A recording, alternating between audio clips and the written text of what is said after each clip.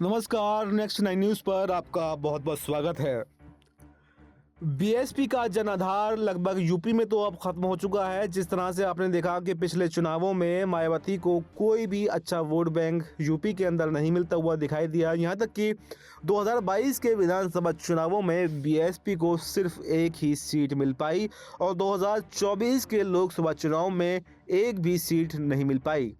लेकिन इसके बाद में अब मायावती बड़ी तेज़ी के साथ में दिल्ली की तरफ दिल्ली में प्रचार प्रसार करने जा रही हैं। दिल्ली में उन्होंने अपने 69 प्रत्याशियों का ऐलान कर दिया है, यानी कि दिल्ली में 70 सीटें हैं। सिर्फ एक सीट को छोड़कर 69 सीटों पर मायावती दिल्ली के अंदर प्रत्याशी उतार रही हैं और बहुत ज़्यादा एक्टिव भी दिखाई दे रही हैं।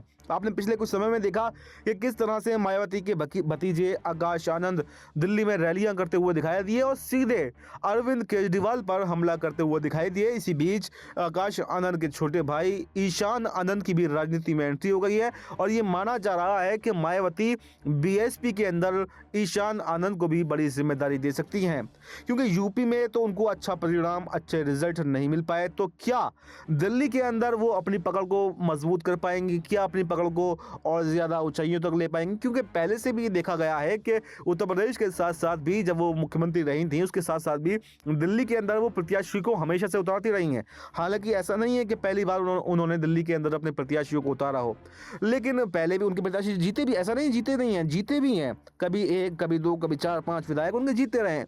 तो इस बार क्या बीएसपी जहां यूपी में कोई भी सीट हासिल नहीं कर पा रही है, तो क्या दिल्ली के अंदर सीट हासिल कर पाएगी या फिर नहीं? ये सबसे बड़ा सवाल है। और पहले सारी सीटों पर बीएसपी चुनाव लड़ती भी नहीं थी, लेकिन इस बार सभी, यानी कि एक सीट छोड़ दीजिए आप, तो 69 सीटों पर बीएसपी चुनाव लड़ रही है। तो ऐसे में सबसे बड़ा सवाल ये है कि आखिर बीएसपी नुकसान किसको पहुंचाने वाली है?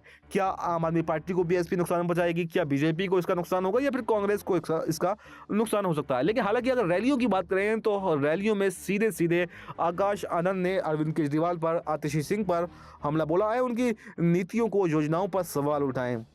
तो ऐसे में अब ये देखना काफ़ी दिलचस्प होगा कि क्या बीएसपी कुछ सीटें हासिल कर सकती है या फिर नहीं, और अगर हासिल करती है या नहीं करती है तो जो वोट बैंक लेके जाएंगे वो किसको नुकसान पहुंचाने वाली है? क्या बीजेपी को इसका नुकसान होगा या फिर आम आदमी पार्टी को इसका खामियाजा भुगतना पड़ेगा? तो फिलहाल इस खबर में इतना ही। इस पर आपको क्या कुछ कहना है? आप कमेंट बॉक्स में अपनी राय दे सकते हैं। देश और दुनिया की तमाम बड़ी खबरों के लिए आप बने रहिए हमारे साथ और देखते रहिए नेक्स्ट 9 न्यूज़।